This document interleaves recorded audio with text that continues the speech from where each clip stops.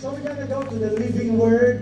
And this word of God is from Zechariah chapter 8. There you go. 8. Zechariah chapter 8. And we're going to read this. And when we read this, I am not just reading it. I am prophesying over it to you and to your family. When you read this, claim it to your heart.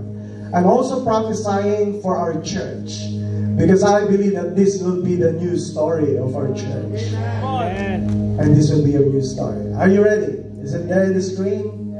Zechariah chapter 8, verse 6 to 13. And here's the message of God for all of us. Here's the word. A message from God of the angel armies. Read with me. Do the problems of returning and rebuilding by just a few survivors seem too much? God said, but is anything too much for me? Not if I have my say. A message from God of the angel armies. I'll collect my people from countries to the east and countries to the west. I am saying, I'm not reading, I am prophesying. I'll bring them back and move them into Jerusalem. They'll be my people, and I'll be their God. And I'll stick with them and do right by them. Take note of this word. A message from God of the angel armies. He said, get a grip on things. Hold tight. You who are listening to what I say through the preaching of the prophets. The temple of God of the angel armies has been established, re-established. The temple is being rebuilt. We've come to a hard time. Anyone here who come to a hard time? You worked for a pittance and were lucky to get that. The streets were dangerous. You could never let down your guard. And I have turned the world into an armed camp. And this is what the word of God says. Oh, this is beautiful. This is beautiful. But things have changed. I'm taking the side of my core of surviving people. And here's your next stories. Sowing and harvesting will resume. Vines will grow grapes. Gardens will flourish. Dew and rain will make everything green. My core survivors will get everything they need and more. Hey! You've gotten a reputation as a bad news people. You people of Equippers Church of Judah and Israel. But I'm coming to save you. From now on. From now on. From now on, you'll no longer be known as bad news people. You're the good news people. Don't be afraid. Keep a firm grip on what I'm doing. And here's what God said. A message from God of the angel armies. Come on, everybody shout it. This time, I decided to bless you, Jerusalem, and the country of Judah. Hey, don't be afraid. And here's what I want you to do. Tell the truth, the whole truth. When you speak, do the right thing by one another, both personally and in your courts, your job, your business. Don't cook up plans to take unfair advantage of others. Don't do or say what isn't so. I hate all those stuff. Keep your lives simple and honest. Decree of God. And he said, a message from God of the angel armies. People, this is a prophecy over to the church. People and their leaders will come from all over to see, hey, what's going on in this church? The leaders will confer with one another. Shouldn't we try to get in on this? Get in on God's blessings. Pray to God of the angel armies. What's keeping us? Come on, let's go. And he said his word, number 10. At that time, 10 men speaking a variety of language will grab the sleeve of one of you, hold tight, and say, let us go with you. We've heard that God is with you. And you say to the person standing beside you, I've heard that God is with you. Father, bless the word in Jesus' name. Amen and amen. Please be seated.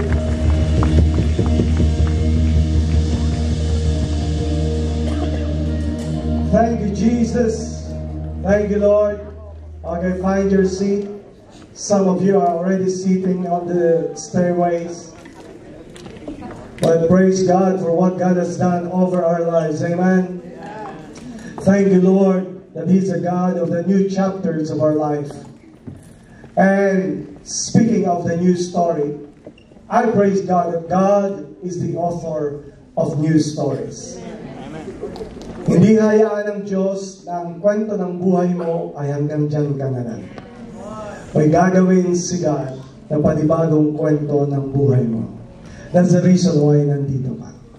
When you go back to that story in the Bible, in the Word of God that we have just read, in the story of Israel, you know, God has blessed them. God has prospered them. God gave them a country. God took them from slavery to a certain promise of a promised land. He given them all sorts of blessing. But all those times, these people forgotten the Lord. These people start to abandon the Lord. Maybe they were so obsessed already of the blessings that God has given, and they have already forgotten the source of their blessings. These people has been so accustomed with goodness that they forgot that goodness only comes from the goodness of the Lord. Nakalimot sila at dumating sa point na sila ay bumalik sa slavery. A foreign nation conquered them and captive them, and all of them were taken as slaves. And all of them start to call on the Lord. Now all these times, these people, mahal ng Panginoon. Katulad sa iyo, mahal na mahal ka ng Diyos. Pero may mga pagkakataon na tayo nakalimot sa Diyos. Same thing with these people. Nakalimot sila sa Panginoon. May mga point pa nga na sila ay palaging lahat na ng pagpapala binibigay sa kanila ng Panginoon. Pero ang taong mga ito ay talagang nagre-reklamo pa rin. Nagre-reklamo pa rin. Here's the thing. And I want you to emphasize today. Today, malalaman niyo kung bakit ang story ng buhay mo is palaging cycle of things that you never like. This message will help you to pinpoint what's really the problem. I'll give you a tip. It's not about your past anymore. It's about how you look to your future. And today, it will awaken you that God has already redeemed you from your past, but God is concerned of your present and your future. The problem is this. Okay, you follow me now? Ang problema kasi sa panahon noon is that yung response ng mga tao. God has already blessed them, but still, nagkakaroon sila ng pag-revolution sa puso nila, and they started to abandon the Lord, and they started to forget the Lord. Palagi pa sila nagko-complain kung anong binibigay sa kanila ng Panginoon. Araw-araw po, of all the blessings, palagi na sila. Alam mo, do you want to know kung anong problema nila at the time? Do you want to know? Anong problema nila? Here's the problem, the problem that they got. The problem is, palagi silang nagreklamo, palagi silang, alam mo yun, palagi silang complaining, palagi silang may question palagi sa Diyos. Here's the problem that ang binabalikan nila palagi at gusto nila kung anong nangyari nung nakaraan, sana maulit-ulit. Okay, palagi na lang na, sana katulad ng dati. Sana katulad ng dati. Ang reference ng blessing mo ay yung good things na nangyari sa buhay mo. But the thing is, hindi mo nakikita na may bago na pinapagawa sa'yo sa Lord. May bago na siyang ginagawa. And the thing is, the problem is, they're always waiting for that perfect moment. And the thing is, nakakalimutan nila that God is the author of the new story. Alam mo ang problema nila? Parang po na ganyan. Kasi ang problema nila, ang response nila is always like this. Para bang ganito ang kanilang, ito ang problem. Do you want to know the problem? The problem is, same problem. Ang nila is, palagi, may kanta pa sila. Ang kanta nila is, they smile like they used to be, way back then, feeling like the way back then they tried, but something kept them waiting for the magic moment.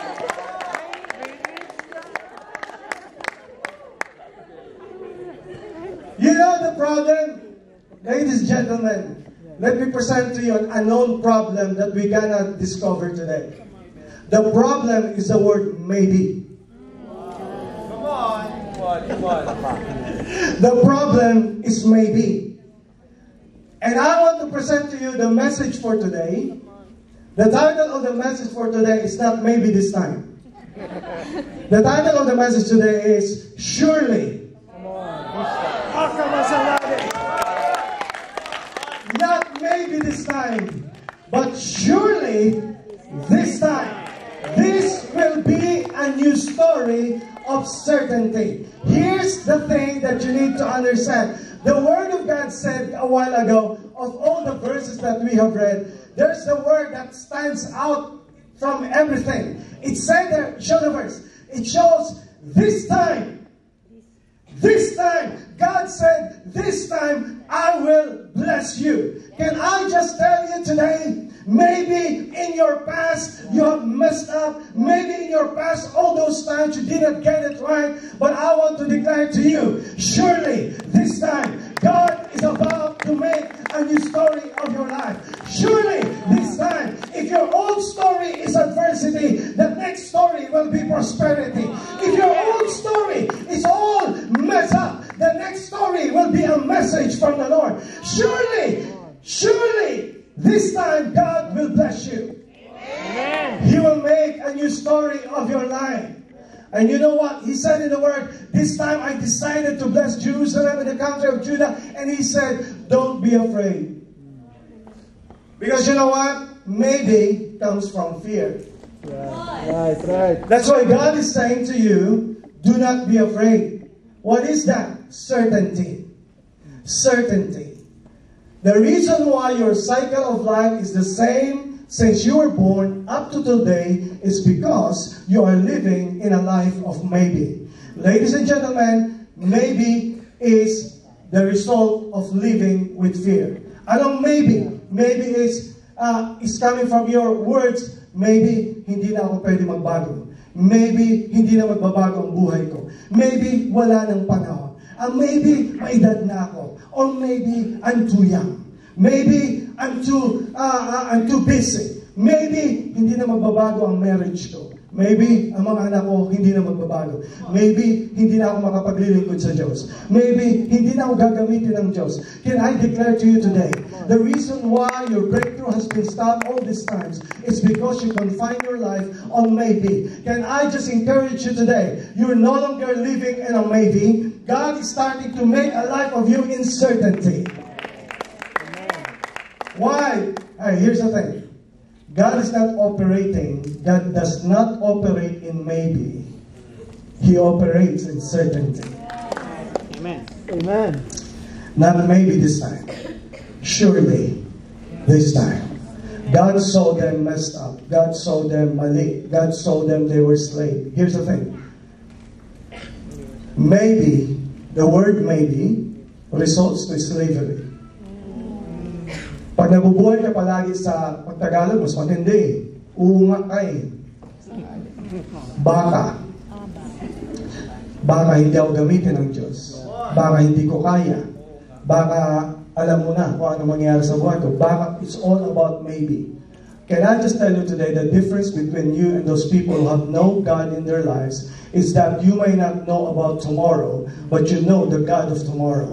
You may not know the certainties of life, but if you place your trust in the Lord, you can have a life with certainty, not with uncertainty. I don't want to operate in maybe. I am not here because maybe God will bless me. I am not here because maybe will empower me. Or maybe it's all about maybe. You know what? I'm here because I have the decision that it's not a maybe thing. It's not maybe this time, but I am declaring, surely this time God is about to bless me and God is about to use me. Hey, God doesn't operate in maybe. He operates in certainty. You know the problem of many people right now is because just like that, it says in that song, they tried, but something kept them. What has kept you in your story? What has kept you of God making a new story of your life? And even many people are waiting for that, waiting for the magic moment. There's no magic moment. You've been waiting for it for all your life. You're not waiting for a magic. You need the move of the Lord in your life. He's not asking you to magic it overnight. That's the reason why you are so frustrated. That's the reason why you're always disappointed. It's because you're waiting for the breakthrough that will happen overnight in a magic. Hey, you cannot live in a magic moment. You can live only with the moment with the Lord. Because that God doesn't operate, and maybe He operates in certainty. And what I know, because of this, I want to tell you this. God said this time, surely this time. I praise God today that I'm serving a God who is sure on Himself. I am serving a God who is sure with His promise. I am serving a God who is sure in His words. I serve a God who is not double-minded, who is not thinking twice of what He's going to do. I serve a God who is sure in His word. What He promised, He will always make it to come true. What He said, it will always pass. He is sure on what He said. He is sure on His word. When He said, I'm going to come and I will be coming to you again. And God said, I am sure I'm going to come again. And when I promise to you that I'm going to give you a new life, oh, I serve God today. That my God, what I'm serving, is a sure God of Himself. A sure Jesus Christ. He is sure of His promise. He is sure of His word. He is sure of His blessings to you. He is sure of His grace. I want to declare to you today the reason why God can make a new story over your life. Because you are no longer saying maybe. No, this time, surely this time, God will make a new story over your life.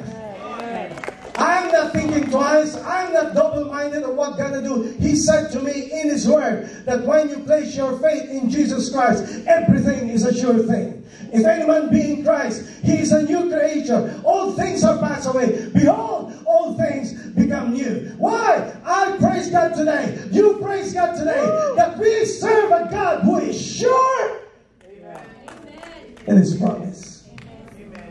That's why the first thing that you need to understand is that in God, the reason why surely this time, because you have a sure redemption. Amen. You have a sure redemption. Imagine mo kung ang Diyos ay nagdalawang isip para iligtas ka. Yeah. Come on. What if si God ay nagdalawang isip, ano kaya ito? Baguhin ko kaya ito si Rigel? Pag-isipan ko muna. Di ko sigurado eh. Ano kaya? Gamitin ko, bigyan mo pa kaya ito ng chance si Tristan? Bigyan mo ako ng time. Pag-isipan ko muna. Isipin ko kaya si Robbie. Bigyan mo pa kaya ito ng pagkakataon. I praise God today. Kasi God hindi nagdo-double-minded when He's thinking about you. He is sure about you. And people might be saying and thinking about you. They're saying, yan, magbabago yan. Yan, yung taong yan, gagamitin pa ng Diyos yan. Hey, this is what is the most important about my God. People may be unsure about you. But praise God, God is sure with me. I don't know kung ano nakita niya sa akin. I am unworthy. I am a sinner before God. I do not deserve anything. But one thing that I know, people might be unsure with me, but I know that God is sure with me. Why? What defines me is not the approval of people, but the approval of the Lord. I praise God today that I can stand before you because I have a sure redemption. Hey, can I declare to you, we have a sure heaven. We have a sure word of God. We have a sure Christ. We have a sure salvation. We have a sure eternal life. We have a sure Holy Spirit. We have a sure church. We have a sure thing that God has promised to you. Amen. We have a sure redemption. And the thing is, the one that is hindering me all this time is because I'm living on my way. And that's why I don't understand. Na ang Diyos natin ay sigurado. Tayo ay nabubuhay sa siguro.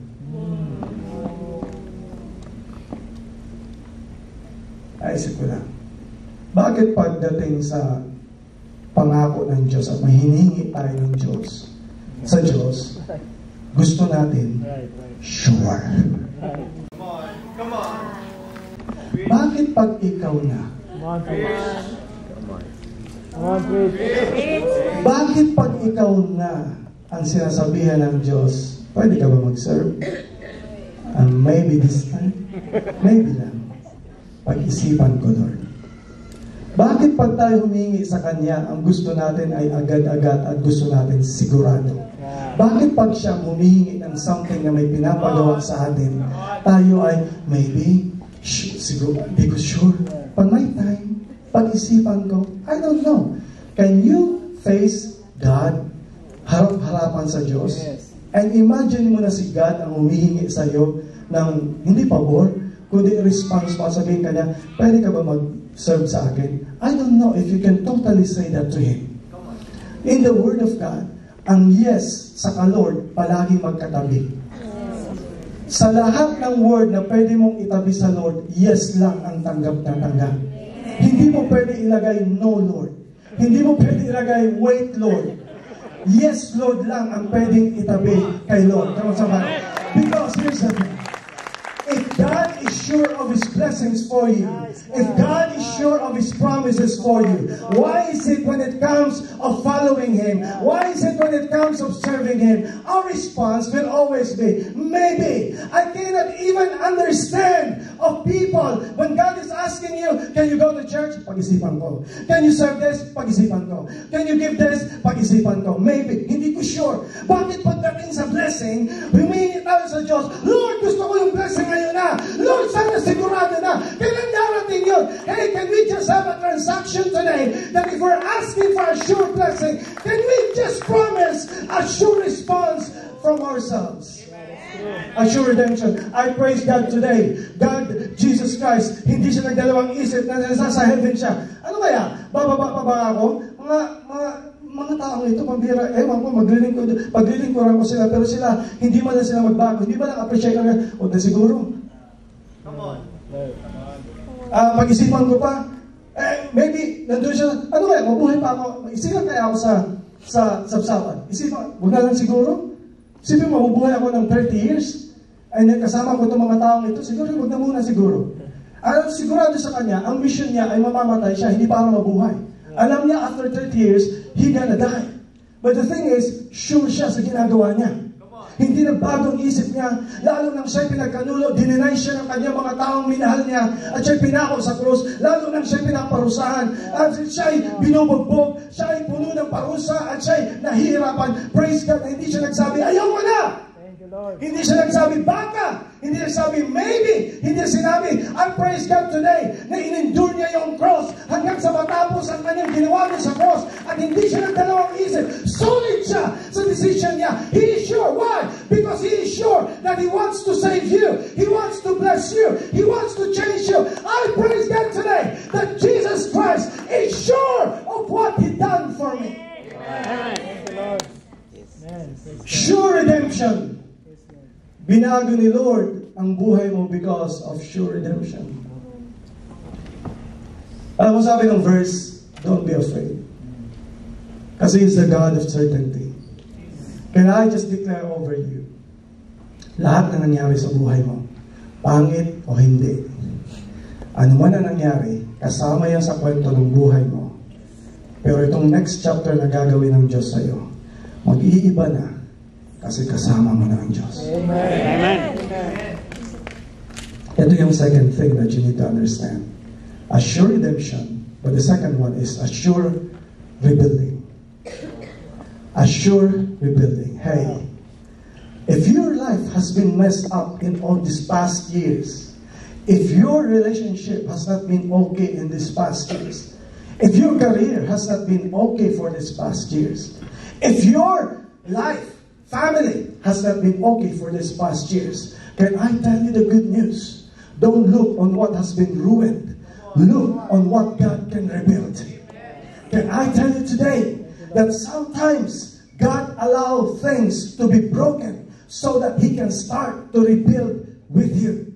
Hinahayaan ng Diyos na masira ang mga bagay sa ating buhay kasi may sisimulan pala ang Diyos na panibago na hindi mo nakita man lang sa buhay mo. And that's why I want to declare for you today, naranasan mo lahat ng pain, naranasan mo lahat ng chapter ay kahiyahiyang chapters, but I praise God today, by His grace, He can start a new story over your life. He can rebuild, because what I know is this, the rebuilding is always greater than the ruins. His promise is greater than my pain.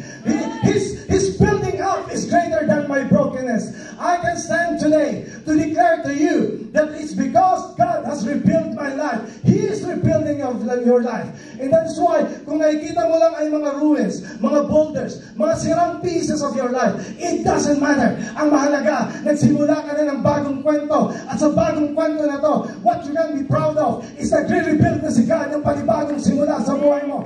And don't ever be affected by people na ang tinitingnan nila pa rin ngayon ay yung nakaraan mo. At palagi sinasabi sa'yo na hindi ka magbabago. Can I just tell you today that it's not their say. It is not what the world says. It's what God says. And what God says, it will settle it. God is saying, I'm not judging you because of your sin. I am not judging you because of your mistakes. I am not judging you because of your ruins. I can pick you up and I can rebuild again. He will be rebuilding something to your life. Look at this verse. Nabasa niyo kanina, beautiful. Sabi ni Lord, do the problems of returning and rebuilding by just a few survivors seem too much? Isn't that amazing? But is there anything too much for the Lord? Kinakanta natin palagi, nothing is impossible. Can I declare to you that hindi lang nothing is impossible, but no one is impossible. Kahit sino pwedeng baguhin ng Diyos. Kahit sino pwedeng iangat ng Diyos. Walang problem of rebuilding na imposible sa Diyos. Amen? Come on, can we clap our hands for that? Maybe ang buhay mo is something that you don't like. Maybe in these past months, you've been encountering frustrations, you've been encountering disappointments, you've been subjected to a lot of things that you cannot understand. But I want to give you this promise. Show this verse, please. The temple is being rebuilt, even though you come through hard time. Sino rito ang may pinagdaan ng hard times? Taas kamay. Pag hindi nagtaas katabi mo, i-congratulate mo po. Napaka-bless ang taong yan. Hindi man lang yan naghirap kahit na lang sa buhay niya. Kamayan nyo, yakapin nyo, at tanong mo, what's your secret? But what I know is that lahat tayo, may pinagdaanan tayong mga hard times. But can we just agree today, hindi, it's not the hard time that bury us to the ground. It's the hard time that give us a breaking ground for our lives. I want to declare today in the name of Jesus, I'm thankful na pinadaan ako ni Lord ng mga hard times so that I will learn what I need to properly build. And that is why I realize in my life, hinahayaan ng Diyos na mabasag, hinahayaan ng Diyos na masira, because maybe this time, ang maybe ko ay nakaraan, ang maybe lang ay nandun sa nakaraan. It's because what I'm saying is that kaya hinahayaan ng Diyos na masira, madiscourage, mag-fail. At baka on my heart, ang binibuild ko is my own. If you're building your life on your own, God will allow to break it. Because God wants to build something na kasama siya sa story mo. And the reason why, napagtagumpayan mo, napagtsagaan mo ang hard times, lahat ng bagyo na inabot ng buhay mo, lahat ng iniyak mo na, pero hanggang ngayon, nandito ka pa rin. You're still standing, you're still alive, and the hard time did not defeat you, but it made you to make a new story. A beautiful story, not pronounced by mistakes, but pronounced by the grace of God. Amen. Amazing what God can rebuild in our life. Amen. And He's rebuilding it. The reason why God allows it to be broken so that He can build you again. And simple advice. Instead ang tingnan nyo yung mga nasira. Right. Tingnan nyo yung ginagawa ng Diyos. Amen. Instead ang tingnan nyo yung nagtapos. Tingnan nyo yung nagsimula. Amen. Amen. Kasi kadalasan ka, hindi tayo makagawa ng new story. It's because hanggang ngayon, ang buhay mo is just a revision of your old past life. Iba ang itsura, pero same. Nire-revise mo lang. And you are just the fruit of the decisions that's coming from pain, trauma, negativity, toxicity, people that hurt you. And I want to prophesy over you today. By this new chapter of your life, you have to end it all. Hindi lang chapter, I pray, new book. A book that is blank with blank pages, and God will give you the authority to write a new story. A story that has Jesus in it. And God will use even all your old story up to the present, and He will pronounce the grace of God in your life. At ang makikita sa kwento ng buhay mo ay hindi na ikaw, hindi ikaw ang nag-build, because it's God na nag-build ng buhay this time in Jesus' name. And I can declare today, I am no longer functioning in maybe. If God is asking me, John, will you serve me? I will not respond maybe. This time, come on. Surely, this time. Surely, Lord, kung noon nagdadalawang isip ako na mag-serve sa iyo, Lord, kung nagdadalawang isip ako na ako maglilingkod sa iyo, no more. Because this is coming from an overflow of how God loves me. Pag ikaw ay nag-function out of the overflow of the love of God in your life, I tell you, you will definitely say yes to the Lord. And you're gonna say yes to the Lord because it's coming from His love over you. I don't know about you, but you can experience the sure love of Jesus Christ. You will be saying, hey, I can start and I want to serve you with all my heart. Amen. Hindi magdadalawang isip. Hindi ko na, actually, hindi na pag-iisipan. Kailan nyo tinanggap si Lord?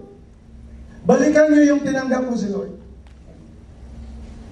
Di ba nag-yes ka na? Pag ngayon tinatanong ka ni Lord, what you gonna do today, you cannot make a new decision. All you got to do is refer back to your original decision na nag-yes ka na kay Lord. Kung hindi nyo nag-yes, kahapon, kinasal ko itong dalawang to. Palampakan natin. Imagine mo, yung sweet na sweet ang dalawa, lalo yung exchange of vows. Ang sabi ni John, ang ganda ng mensahe ni John. Pwede niya i-preach ngayong araw na ito. Ang sabi ni John, mamahalin kita. Ang ganda nung sinabi ni John kasi detail. Pag ikaw masagay, naalagaan kita. Ang ganda. Gumagano ba saan? Ayos ba pas? Ang sabi niya, mamahalin kita. Ikaw, mamahalin mo rin ba ako? Eh kayo, paano ang sagot ni Marie Antoinette is, pag-iisipan ko. Wala, right? No, it's not okay. Why? Kasi nag-overflow na sila ng love. Pag ang isang tao, oh my goodness, this is so good. Pag ang isang tao puno na ng love, mag-overflow yan ng sure na pagmamahal. Hindi love na nagbabakasakali. Hindi love na baka, pwede siguro. No! Alam mo na ang sasabihin mo because nag-overflow yung yes mo sa original yes na minahal mo siya. Come on, somebody. Same thing with God. When God is asking you to do something, hindi na pinag-iisipan yan. All out ka na kay Lord because you already said yes to Him. May mga ibang mga mag-argue pa yan. Mag-opinion pa yan.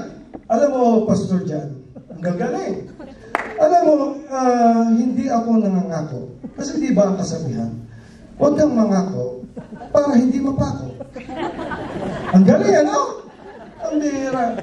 Ang response ko, ang paniwala ko ay ito. Kung hindi mo mahal ang isang tao, hindi mo kaya mangako. Pero kung tunay mo na mahal ang isang tao, normal lang na ikaw ay mangako. Masama. Kasi ang tunay na nagmamahal, nangangako. Kung hindi niya pa rin na-gets, kaya nga doon sa altar na yon, sinasabi niya, in all of my days, ups and downs, but in my sickness and in health, everything I promise to you. But siya nangangako, kasi nandun na yung love niya. Hindi pa lang niya mamahalin. Mahal na niya dati, kaya siya nangangako. What if I will pinpoint to you, the problem ay kaya hindi ka nakakangako, kasi ang totoo, hindi mo. Kasi ang tunay na may love, nangangako. Ali, payag ka ba na si Kevin sasabihin sa'yo, huwag kang mangako, okay lang yan. Sige, go ahead with your life. No, aabangan mo kasi alam mo, mahal mo siya, expected mo naman, I hope you're following me. In all things, normal lang na mangako. Pag hindi na nangako, maybe, hindi ka sure.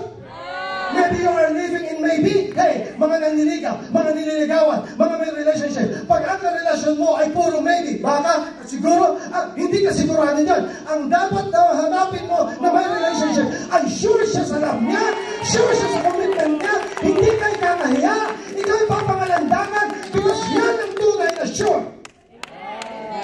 Hindi yung kakantahan ka someday, maybe this time. Walang magic moment. Hey guys, walang magic sa relationship. Ang tunay na magic ay hindi magic. Ang tunay na relationship is this. Simple lang. You love, you promise. And then you promise, you love. Sabi ng isa, mag-argue pa yung iba. Paano kung masira ko yung pangako mo? Then do it again. Kasi ang tunay na love, because you're going back to the first promise that you got. When you fail, you rise up and then you fulfill that promise. True. It doesn't matter kung ilan. Wala naman dito mga mag-asawa na hindi nag-fail. True. Pero ang mahalaga niyan is that babangon ka, sabihin mo, babalikan ko yung pinangako ko sa'yo. Nauna na yung pagbabalik ko sa'yo, bago yung pangako. At ang pangako, sumabit man ako, ibabalikan ko lang yung pangako. Hey, can I declare to you today, the reason why you are breathing today, the reason why you are alive today, the reason why you are still breathing today, is because God has promised you, and God has already kept you in His promise. Hey, ladies and gentlemen, God is sure with His love. God is sure with His promise. God is sure with His commitment. Is He sure with you? Thank you, Lord. That's why ang pagsiserve kay God, hindi maybe. God does not operate with maybe. God operates with certainty. Pag tinawag ka ni Lord, huwag mo nang pag-isipan. May nagtanong sa akin, Pastor Jean, paano ko malalaman na tinawag ako ng Diyos? Ang sagot ko, ba't ka nagtatanong? Kasi ang mga hindi tinawag ng Diyos, hindi na iniisip yan. Ba't ka nag-iisip? Ba't mo iniisip? It means that, maybe, no, surely this time, paglilingkuran ko ang Diyos because binibil niya ang buhay ko in Jesus' name. Amen? Is there anyone here praising God for the sure redemption? Praising God for the sure rebuilding. Ito yung panghuli. Yung word mismo na sinabi niya, this temple. Can you show the verse? This time. Ang sabi niya, this time, I'm gonna bless Jerusalem and I'm gonna bless Judah. And He said, don't be afraid. And more than that, He said to the word, this time. Surely, this time. And hindi lang sure redemption, hindi lang sure rebuilding, I love this. I know you will love this.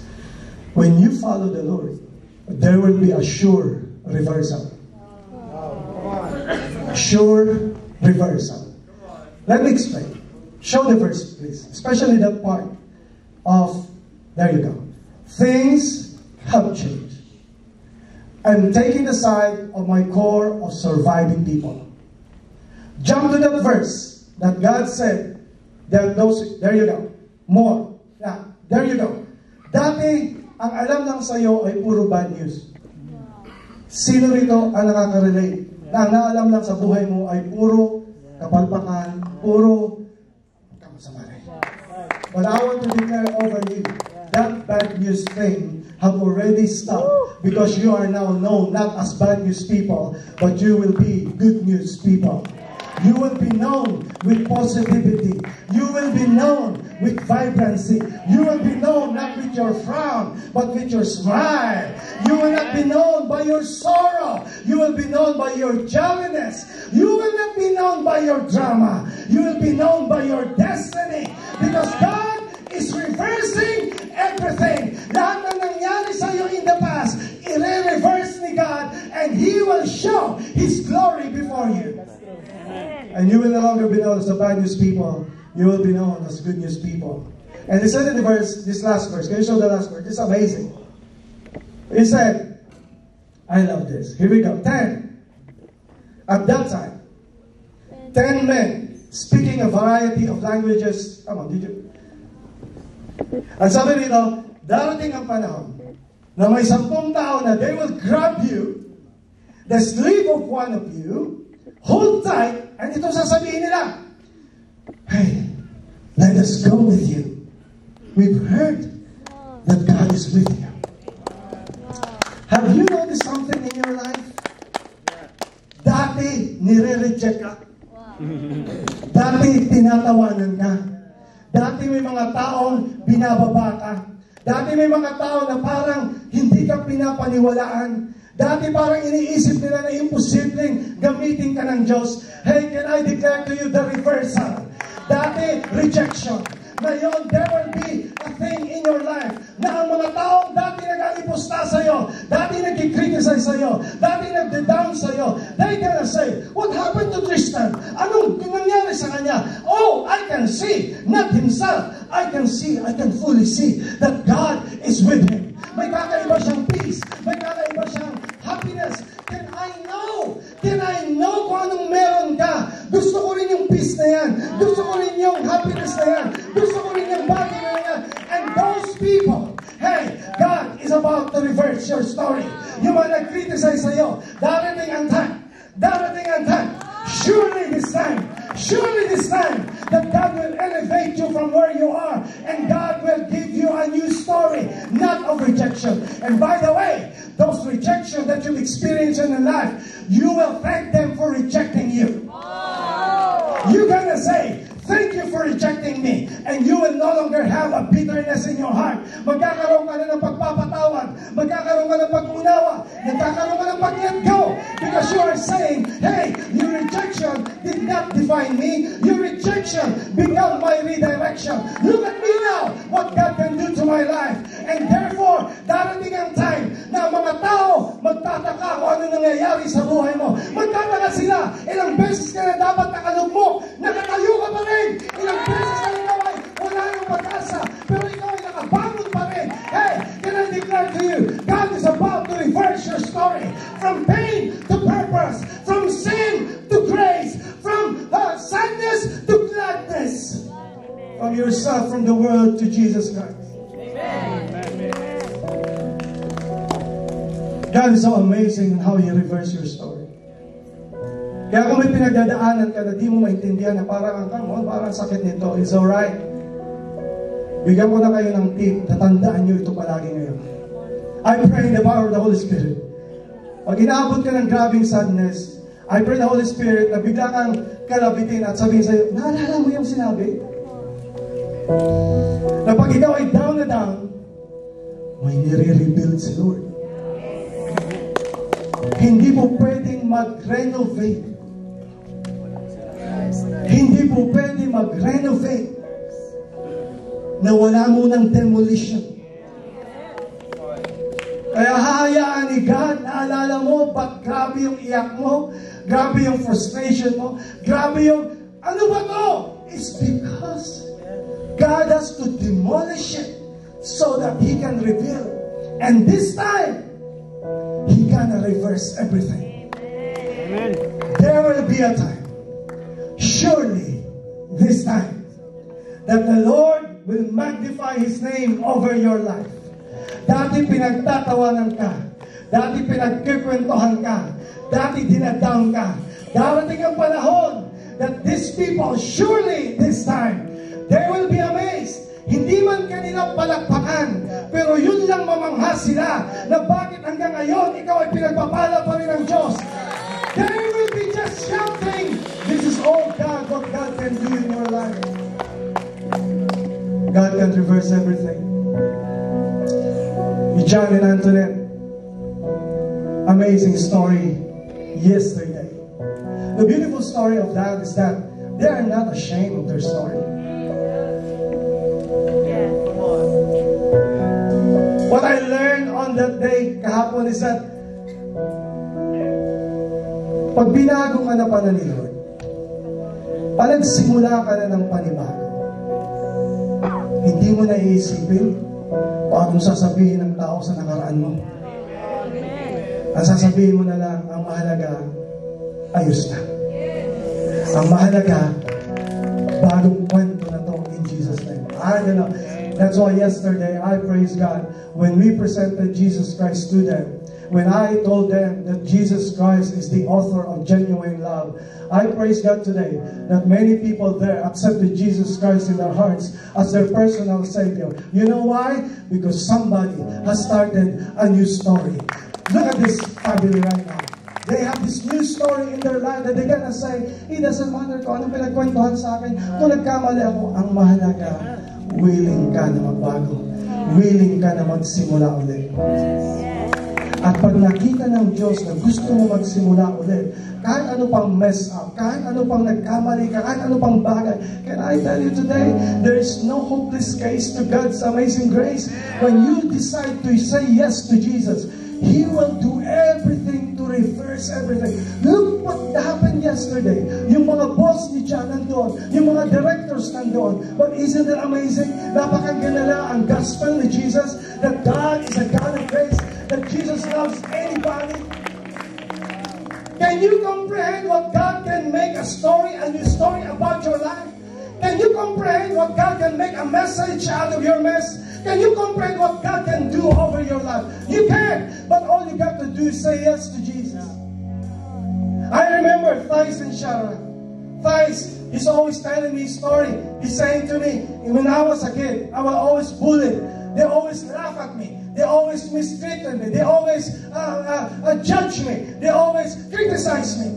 But look at him now. He used that story. He used that thing to make him a man. To make a man standing for the Lord. To say, those criticisms will not determine my story. What you're gonna say will not define my story. I will create my new story. And praise God, Jesus created a new story with us. He is not just flourishing in His Word, but God is using Him to bless a lot of people, to share the gospel to many people. That's what God can do when you allow God to make a new story of your life. How about Shara? Shara has been, we still remember, me and Lance, siya estudyante lamang, naka-backpack, walang baon, walang anything, persecuted pa. But look what God has done. Ang family niya na-saved. Buong family niya, papa at mama niya. Nalala ko po lang tayo, dinala pa namin siya sa hospital. Nandun yung papa niya. And praise God at that time. But now we can praise God that these parents is now serving the Lord. Ang family niya ngayon ay kasama niya. And more than that, more story. Here's the thing. Hindi na siya blessed na Lord. Hindi na siya nakabackpack ngayon. Siya ngayon ay prospered na ni Lord. She was able to buy a house for her family. I don't know about you. Ang mali kasi natin, tinitingnan natin ang tao sa kanilang mga nakaraan. Hindi natin tinitingnan na may kaya gawin ang Diyos sa simula at sa future na gagawin ng Diyos. How about this couple na pupunta sa US one of these days? And these coming days, how about Jude, you stand up? And Hershey stand up. Okay, can I tell you, this couple, amazing couple. You know, akala niya nagtapos na yung kwento ng buhay niya. Akala niya hindi na siya makapagsiserve kay God. Akala niya hindi na sila gagamitin ng Diyos. But amazing what God can do. He can make, He can rewrite, He can make a new story. Look at what God has done. Anyone here blessed with Pastor Jude and Hershey? They have been a blessing to us. He's all out in preaching the Word of God.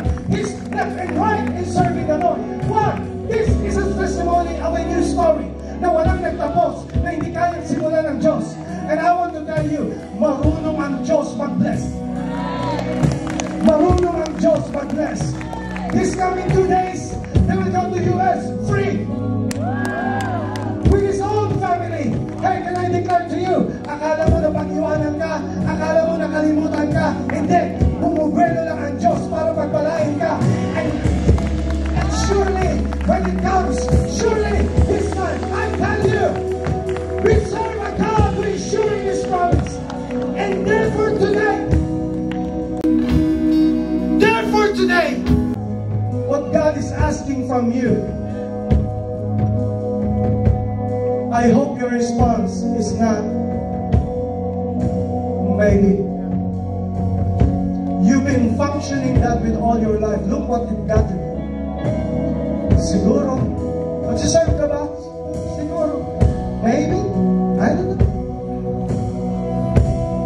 I declare to you today the proper response with the kind of love that it should.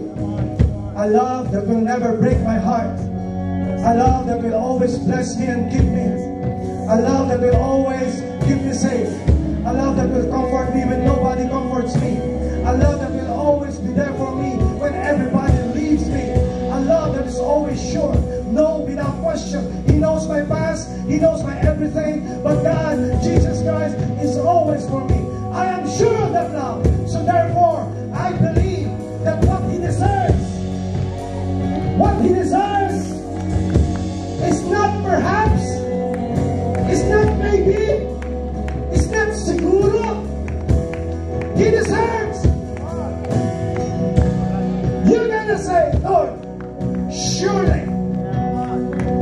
surely this time, I might have messed up in the past, but surely this time, I gonna follow you. I gonna serve you. I gonna bless you. Lord, use my life. And this is a sure thing over my life. Is there someone today? You're responding with that yes. You are saying to the Lord, yes, Lord, put me in. Lord, yes, that's me. Not maybe. Sure. I am sure with you. If that's you, can you stand up and give your yes to Jesus? Oh, yes. Give the Son.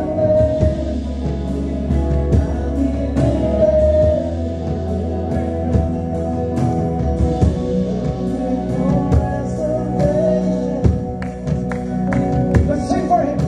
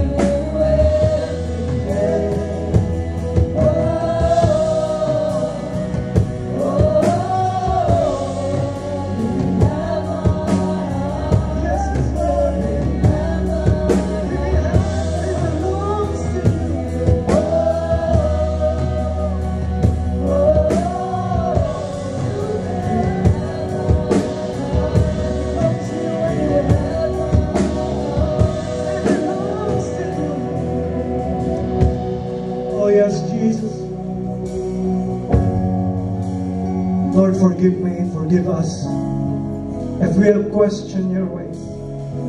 Forgive me, Lord, if my response to your call and to your instructions is perhaps and maybe.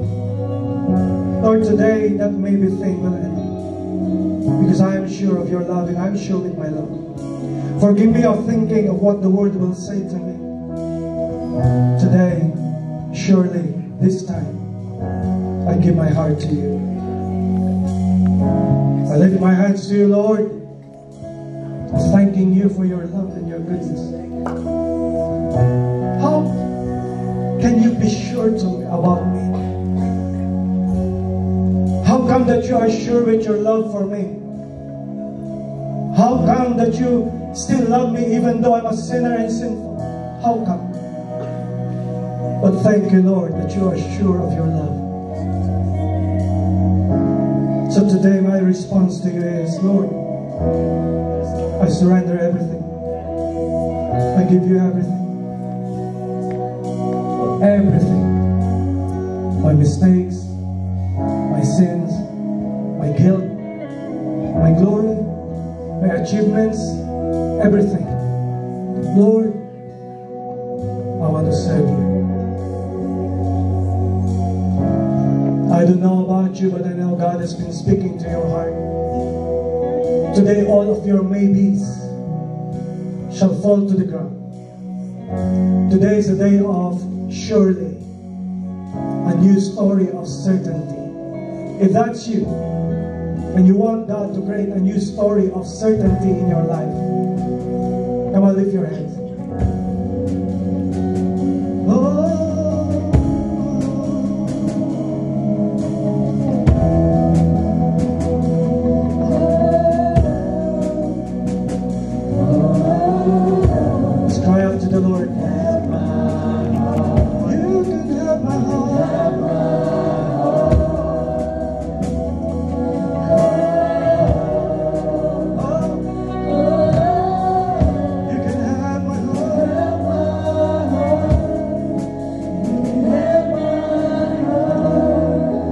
Put down your hands for a while. No looking around. Sabi mga bisita, if you are here for the first time, God wants to encounter you. God wants to bless you. Mahal ka ng Panginoon. May plano si God sa buhay mo. Ang hinihingi ni Lord is not perfection. Hindi hinihingi ng Lord religion. Ang hinihingi ni Lord is a relationship. And all you got to do is, will you say yes to Jesus? Sa aming mga bisita, ang hinihingi lang ng Diyos is, will you just say yes to me? And when you say yes to Jesus, He will forgive you. He will give you a new life. He will pardon you. So habang kayo ko nakapikit sa aming mga bisita po, will you say yes to Jesus? If that's you po, and you want to say yes to Jesus, pwede po bang pakitaas ang kamay na ikaw ay tatanggap kay Lord? Amen. 1, 2, si nanay, 3, 4, 5, si ma'am, 6, 7, 8, 9, 10. Oh, many hands. Here's the thing we're gonna do. Sa lahat naman nagtaas ng kamay, as we sing the song, can I invite you to come here and give your yes to Jesus? Here we go. Oh!